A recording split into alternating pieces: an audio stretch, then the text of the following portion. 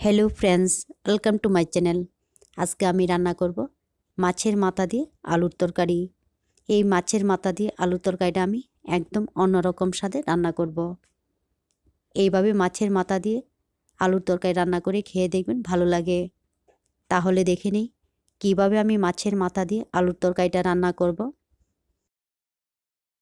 মাছের মাথা দিয়ে আলু তরকারি রান্না করার জন্য প্রথমে আমি কড়াইতে তেল গরম করে নিয়ে এর মধ্যে দিয়ে দিচ্ছি লবণ আর হলুদ দিয়ে মেখে রাখা মাছের মাথাগুলি। এইখানে আমি 4 টুকরা মাছের মাথা নিয়েছি। আপনারা চাইলে এর চেয়েও কম বেশি বাড়িয়ে কমে নিতে পারেন। এখন এইগুলিকে খুব ভালো করে উল্টে পাল্টে ফ্রাই করে নিতে হবে।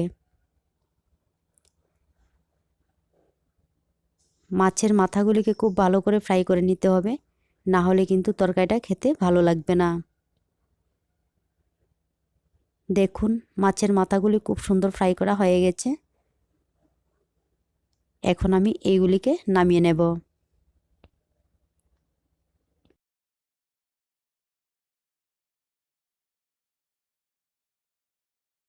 এই তেলের মধ্যে দিয়ে দিচ্ছি কেটে রাখা আলু।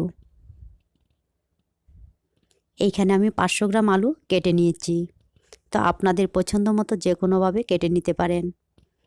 এরপর এর মধ্যে দিয়ে দিলাম সামান্য একটু লবণ আর হলুদের গুঁড়া। এখন আলুগুলিকেও খুব ভালো করে নেড়েচেড়ে ফ্রাই করে নিতে হবে।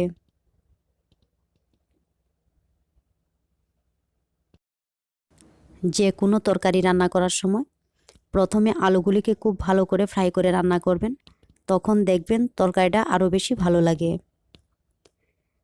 দেখুন আলুগুলি খুব সুন্দর ব্রাউন কালার হয়ে গেছে, তো এখন আমি আলুগুলিকে নামিয়ে নিচ্ছি। এখন আবার কড়াইতে দিয়ে দিচ্ছি 2 চামচের মতো সর্ষের তেল। তেলগুলিকে খুব ভালো করে গরম করে নিয়ে এর মধ্যে দিয়ে দিলাম একটা তেজপাতা আর সামান্য একটু আস্ত জিরা। এইগুলি যখন হালকা ব্রাউন কালার হয়ে যাবে, এবারে এর মধ্যে দিয়ে দিলাম কেটে রাখা পেঁয়াজ। এখন পেঁয়াজগুলিকেও নেড়েচেড়ে ফ্রাই করে নিতে হবে। এরপর এর মধ্যে দিয়ে দেব একটা টমেটো কুচি, হাফ চামচ কাঁচা লঙ্কা বাটা,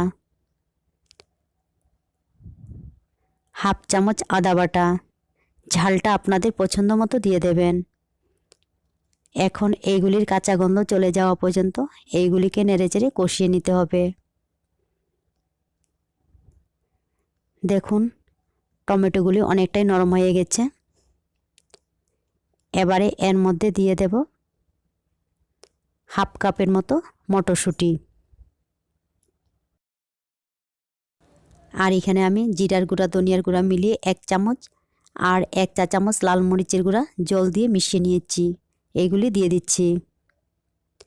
1 চা চামচ হলুদের গুঁড়া। এখন সবগুলি উপকরণ খুব ভালো করে নেড়েচেড়ে মিশিয়ে নিয়ে আবারও একটু কষিয়ে নেব। আর মটরশুঁটিটা যদি হাতের কাছে না থাকে তাহলে বাদ দিতে পারেন, তবে মটরশুঁটি দিয়ে এই তরকারিটা রান্না করলে আরও বেশি ভালো লাগে। একদম কম আছে এইগুলিকে নেড়েচেড়ে কষিয়ে নেওয়ার পর এবারে এর মধ্যে দিয়ে দিলাম আগে থেকে ফ্রাই করে রাখা আলু।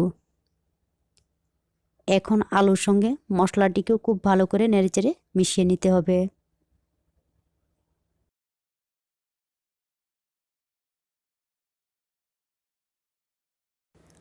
তারপর এর মধ্যে দিয়ে দেব জল। যে যেমন গ্রেভি রাখতে চান সেই অনুযায়ী জলের পরিমাণটা বাড়িয়ে কমিয়ে দিয়ে দেবেন।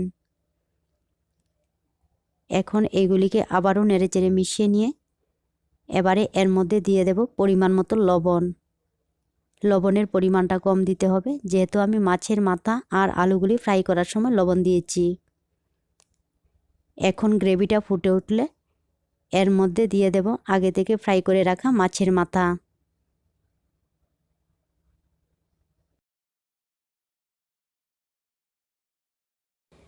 এখন মাছের মাথাগুলিকে খুন্তির সাহায্যে হালকা একটু ভেঙে দিতে হবে, তাহলে তরকারির মধ্যে খুব সুন্দর একটা ফ্লেভার আসবে। এখন এইগুলিকে আবারও মিডিয়াম টু লো ফ্লেমে 7 থেকে 8 মিনিট ঢাকনা দিয়ে রান্না করব। 7 থেকে 8 মিনিট পর ফিরে আসলাম। আমার আলুগুলি সিদ্ধ হয়ে গেছে। এরপর এর মধ্যে দিয়ে দেব কুচানো ধনিয়া পাতা।